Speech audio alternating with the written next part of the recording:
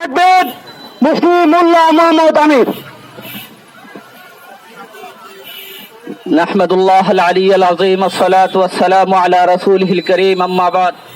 নাসিরনগর ইসলামী সংগ্রামী পরিষদ কর্তৃক আয়োজিত আজকের এই বিক্ষোভ সমাবেশে উপস্থিত সংগ্রামী তাওহীদি জনতা, আপনারা অবগত আছেন নাসিরনগরের মাটি থেকে গদিয়ে ওঠা গোকর্ণ গ্রামে সৈয়দ ইমাদউদ্দিন শুভ, সৈয়দ সালাউদ্দিন মুকুল নামের দুই কুলাঙ্গার, দুই নাস্তিক, দুই মুরতাদ আমার আপনার নবী মহানবী মুহাম্মদুর রাসূলুল্লাহ সাল্লাল্লাহু আলাইহি ওয়াসাল্লামকে নিয়ে, নবী মুহাম্মদুর রাসূলুল্লাহ সাল্লাল্লাহু আলাইহি ওয়াসাল্লামের ইজ্জত নিয়ে কটূক্তি করেছে।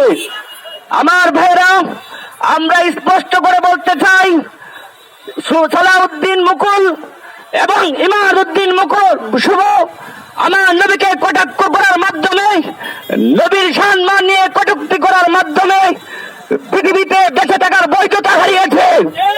সুতরাং আমরা বলতে চাই, যতদিন পর্যন্ত এই বাংলার জমিনে এই শুভ নামের কুলাঙ্গার আর মুকুল নামের এই কুলাঙ্গারকে মৃত্যুদণ্ড না দেওয়া হবে, যতদিন পর্যন্ত আমরা তাদের রক্ত